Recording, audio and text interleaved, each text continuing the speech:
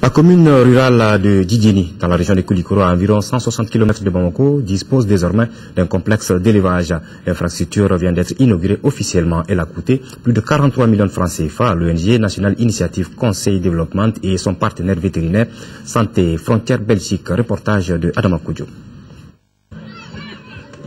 Les éleveurs et commerçants de bétail de la commune rurale de Djidjeni peuvent pousser un ouf de soulagement. L'ONG National Initiative Conseil Développement vient de mettre officiellement à leur disposition un complexe d'élevage. L'infrastructure est essentiellement composée d'un parc agro-bétail, d'une rampe avec quai d'embarquement, d'un couloir de vaccination et d'un forage. Djidjeni se trouve sur l'axe de Bamako-Dakar et sur l'axe de Bamako-Mauritanie. Donc c'est à peu près un carrefour et il y a un potentiel animalier dans cette zone qui est inestimable. Avant la création du marché, les activités étaient menées dehors. On avait sérieusement des problèmes. On avait les pertes d'animaux. Avec la construction du marché, tous les animaux qui viennent rentrent. Les bergers sont à l'aise. D'une valeur de plus de 43 millions de francs CFA, le complexe a été financé par Vétérinaires sans frontières Belgique. Après avoir concerté toutes les parties prenantes au sous-secteur élevage de la commune, il fut tout d'abord décidé de travailler à renforcer les services à l'élevage en appuyant le vétérinaire privé de Djidjeni. Depuis la réception provisoire du complexe en mai 2012, et jusqu'en fin novembre, soit 6 mois, il y a été vendu près de 9 900 bovins à un prix moyen de 150 000 francs par tête, soit un flux financier de 1 500 000 francs CFA pour la commune. La réalisation de ce complexe s'inscrit dans le cadre des activités du projet de développement de l'élevage dans la région de Koulikoro et dans le cercle de Kita. Fonjim, intervention dans le champ du développement, un aperçu de quelques pratiques innovantes. C'est l'intitulé d'un document publié par les ONG internationales au Mali. Le document a été présenté aux partenaires et autorités ce jeudi par les membres du Forum des ONG internationales au Mali, Fonjim. Amadou Ouattara. Avec pour objectif commun de mettre au service du développement humain son savoir-faire et son expérience, le Forum des ONG internationales au Mali est basé autour d'une dizaine d'ONG qui participent activement à ces activités. Ces ONG interviennent dans plusieurs domaines du développement et ont été choisis selon des critères bien déterminés. Une ONG internationale apporte des ressources financières. Ces ressources financières proviennent pour une part de la générosité, de la solidarité de donateurs privés, des ménages, des entreprises, des fondations privées, mais également de fonds publics au niveau des instruments financiers proposés par les partenaires techniques et financiers ou bailleurs de fonds et qui ciblent particulièrement les ONG. Le document qui a été présenté par les différentes ONG s'intitule Fonjim. Il recense les activités clés des 10 ONG. Ces activités vont de l'amélioration des conditions de santé à la protection de l'environnement en passant par la prise en charge des couches vulnérables dans certaines localités du pays. La société civile en général et en particulier les ONG internationales jouent un rôle de plus en plus important et reconnu dans le développement de tous les pays du monde, tant au nord qu'au sud. Une copie du document a été remise à la directrice par les membres du Forum des ONG internationales au Mali. Inauguration ce matin à Katibougou, dans la commune rurale du Mandé, d'un groupe scolaire. Le coût des infrastructures est estimé à 15 millions de francs CFA. L'école est baptisée Collège Ivan Baradel, du nom du premier responsable de l'association Alad, décédé l'année dernière. Reportage de Fatoumata Kone. Les élèves de Katibougou parcouraient à peu près une dizaine de kilomètres pour prendre des cours, soit à Wenzembougou ou à Samankou. Cette corvée est devenue une triste réalité car Katibougou, commune rurale du Mandé, vient d'être dotée d'un second cycle flambant neuf.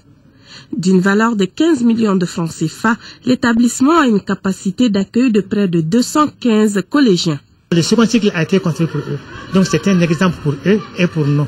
Il faut qu'au DF de cette année, qui doit avoir au moins 100% ou bien 80%, qu'on sache que les difficultés qu'ils rencontrent pour aller à Samankou et Wenzembougou, il profite de cette difficulté qui n'est plus pour bien apprendre. Les 3 classes et la direction ont été entièrement financées par l'association languedonienne d'aide au développement ALAD, une ONG implantée à Katibougou depuis 2008. ALAD a fait des réalisations dont la prise en charge des instituteurs, l'alphabétisation des jeunes du village, l'assainissement des toilettes, entre autres. Le collège qui vient d'être inauguré porte le nom du premier président de l'ONG. Il s'appelle désormais Collège Ivan Baradella. La première mission d'ALAD a toujours été et est aujourd'hui plus que jamais d'apporter de l'aide, du soutien pour favoriser la scolarisation des garçons et des filles. Depuis qu'elle s'est implantée à Katibougou ici, elle fait d'abord l'éducation sa priorité. Commençons par les parrainages, la prise en charge d'un de mes instituteurs, fourniture scolaire, la réparation des bâtons et réfection des plafonds. ALAD, cette association nous a enlevé beaucoup d'épines aux pieds. L'assistance a visité les locaux de l'ONG. Dans ce centre, il y a des salles de travaux pour femmes et enfants. Le jeu concours sur la propriété intellectuelle s'est déroulé à l'École nationale d'ingénieurs de Bamako, organisé par le Centre malien de la promotion industrielle. Ce concours concerne les élèves de l'enseignement secondaire, technique et professionnel. L'objectif est de contribuer à la constitution d'une masse critique d'experts au service des différents secteurs de la recherche, de l'économie et du droit. Le jeu portait sur des questions-réponses dans plusieurs domaines, tels la science, la littérature ou la culture générale. Reportage de Rachel Tessoudé. C'est Mbaraji Gissé du lycée Ibrahim Ali qui remporte le premier prix d'une valeur de 100 000 francs CFA du jeu concours sur la propriété intellectuelle. Fatoumata Founé Touré du lycée Jean-Marie Cissé, qui reçoit une enveloppe de 75 000 francs CFA, se positionne à la 2e place. Elle est suivie de Youssouf Al-Mahadi du centre de formation professionnelle Soumaourou Kanté, qui gagne 50 000 francs CFA.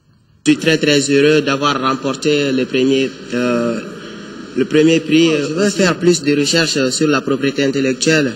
Ce jeu concours sur la propriété intellectuelle a pour objectif de susciter l'esprit créatif chez les jeunes lycéens et développer leur capacité d'innovation technique. C'est la sensibilisation du plus grand nombre, parce que la propriété industrielle, c'est un domaine qui est très mal connu. Mais ce jeu concours portait sur un questionnaire, une série de questions auxquelles les enfants devaient porter des réponses. Et par rapport à cela, nous avons donné des notes et nous les avons classées par ordre. Le concours vise également à mieux sensibiliser les élèves et les étudiants sur l'importance de la propriété industrielle. Je suis vraiment très heureuse car ça nous a permis de connaître beaucoup de choses. Ça m'a permis de connaître la propriété industrielle. Chaque année, le Centre malien de promotion de la propriété industrielle, dans le cadre de ses activités traditionnelles de sensibilisation sur la propriété intellectuelle, organise des jeux concours à l'intention des élèves et étudiants. Voilà, nous repartons à l'international pour boucler cette édition. Au Brésil, les autorités affirment que tout sera prêt pour accueillir les événements d'envergure que le pays s'apprête à abriter. La Coupe des Confédérations en juin 2013 et la Coupe du monde de football de 2014. Avec un investissement de plus de 14 milliards de dollars, des inquiétudes planent cependant pour les routes et les transports. Coup après coup, les stades brésiliens sortent de terre. Celui de Fortaleza, dans le nord-est du pays, sera le premier inauguré dimanche par la présidente Dilma Rousseff. Tous les stades doivent être prêts pour le mondial de football en 2014 et pour la Coupe des Confédérations dès juin 2013. Une coupe qui servira de test dans 6 des 12 villes concernées par le mondial. Le stade de Fortaleza sera prêt 120 jours avant la date limite pour sa livraison. C'est tout à fait inhabituel au Brésil. Les projets d'infrastructures publiques sont toujours en retard, jamais dans les délais. Le Brésil a surtout mis un coup d'accélérateur après les vives critiques du secrétaire général de la FIFA en mars dernier. En tout, le pays déboursera près de 14 milliards de dollars pour que la fête soit belle. Pour le stade de Recife, par exemple, nous avons augmenté le nombre d'ouvriers. Ils sont 4500 aujourd'hui.